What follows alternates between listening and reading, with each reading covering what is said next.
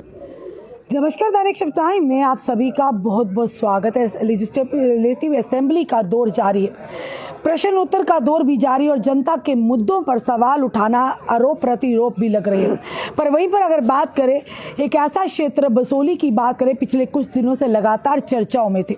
इस समय हमारे साथ दर्शन कुमार जी, विधायक बसोली के, इनसे जानने का प्रयास करेंगे कि आखिर कमियां कहां पर हैं। लगातार इस तरह की घटनाएं हो रही हैं, कई सारी चिंता लोगों में पैदा हो रही है, डर का माहौल है और उसी के चलते जिस तरह से एक 14 साल के बच्चे की स्कूल प्रीमिसेस में उसका शव मिलता है, इन सारी बातों पर किस तरह से एक जवाब देंगे। सर दर्शन जी, बसोली एक बड़ा ही खूबसूरत इलाका है, प्रकृति से भरा फुला इलाका है। कुछ दिन से लगातार ये एरिया जो कठुआ क्षेत्र के अंतर्गत आता है, लगातार सुर्खियों में है। संदिग्ध परिस्थितियों में पहले 2 लोगों के शव मिलना, उसके बाद 3 लोगों के शव मिलना, उसके बाद एक बच्चा 14 साल जो स्कूल प्रेमिसेस में उसका शव मिलना, आखिर चल क्या रहा है?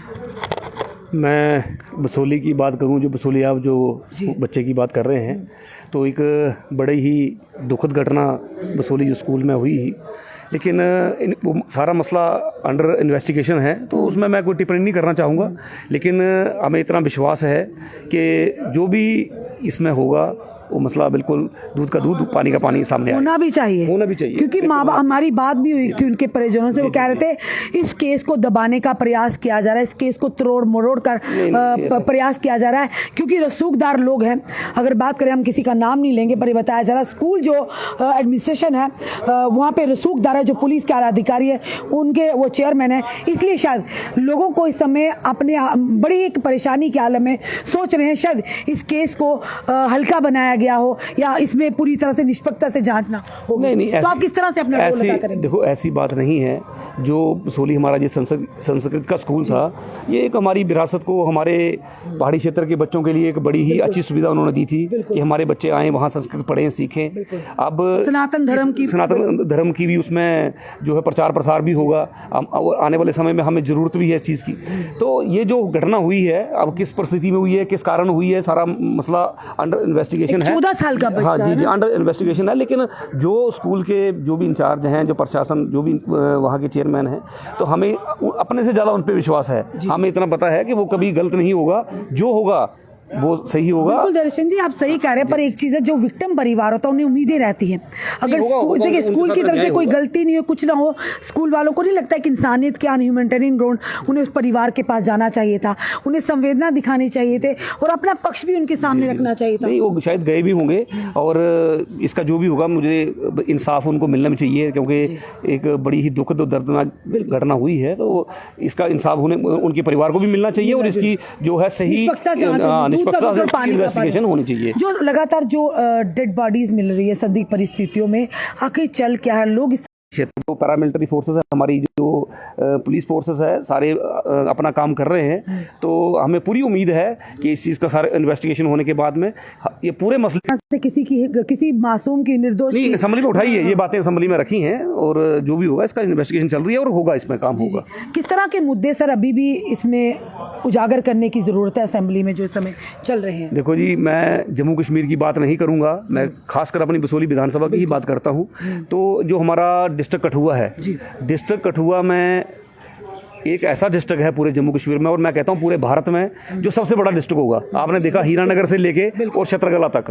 तो हमारे पहाड़ी जो बनी बसोली बिलावर है, उन लोगों की मांग है कि हमें एक सेपरेट डिस्ट्रिक्ट मिले। बहुत पुरानी मांग है उनकी। 1970 में बसोली सब डिस्ट्रिक्ट बना था और 1903 की पहली तहसील है। उसके बाद में बिलावर तहसील, रामकोट तहसील, मानपुर तहसील, मल्हार तहसील, बनी तहसील उसके बाद में बनी है। और बहुत बड़ा क्षेत्र है, 5-6 लाख की पॉपुलेशन भी है और लोगों को अपने छोटे छोटे काम करवाने के लिए डिस्ट्रिक्ट कठुआ में पड़ता है। तो बहुत दिनों की डिमांड है। तो हम आज डिमांड ग्रांट्स पे जो भी हमें बोलने का मौका मिलेगा, तो इस बात को हम रखेंगे कि जो उमर साहब भी बड़ा दिल करके पहाड़ी क्षेत्र को हमें ये अलग डिस्ट्रिक्ट दें, क्योंकि 2008 में गुलाम नबी आज़ाद साहब ने 8 डिस्ट्रिक्ट बनाए थे। जब भी जो हमारे वहाँ के जो प्रतिनिधि थे, उनकी वजह से या सरकार की अनदेखी की वजह से हमारा बसोली फिर रह गया था। तो हम चाहेंगे कि वो डिस्ट्रिक्ट बने।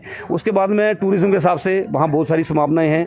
रंजीत सागर डैम है, बिल्कुल उन्हें आगे लाने की जरूरत है, ताकि लोगों को अगर टूरिज्म आएगा ज़्यादा से ज़्यादा तो यहाँ के युवाओं को रोजगार भी मिलेगा। देखो, जो टूरिज्म की लिहाज से जो हमारा बसोली है, जो पुरथू है, वो मिनी गोवा के नाम से जाना जा रहा है। और आज लेक की बात होती है, कश्मीर में बार बार जिक्र आता है लेक का, लेकिन जो बसोली में 2 लेकें बन के तैयार हुई हैं। एक रंजीत सागर लेक बन के तैयार हुई है, उसके बाद में शापर कंडी का प्रोजेक्ट जो 35 साल से बंद पड़ा था, 2014 में नरेंद्र भाई मोदी जी की सरकार के अंदर में आई है, और माननीय डॉक्टर जितेंद्र सिंह जी ने पर्सनली उसको इनिशिएटिव लेके और वो प्रोजेक्ट चालू करवाया। आज वो प्रोजेक्ट शापरकंडी का बन के तैयार हुआ है और बहुत बड़ी लेक बन के तैयार हुई है।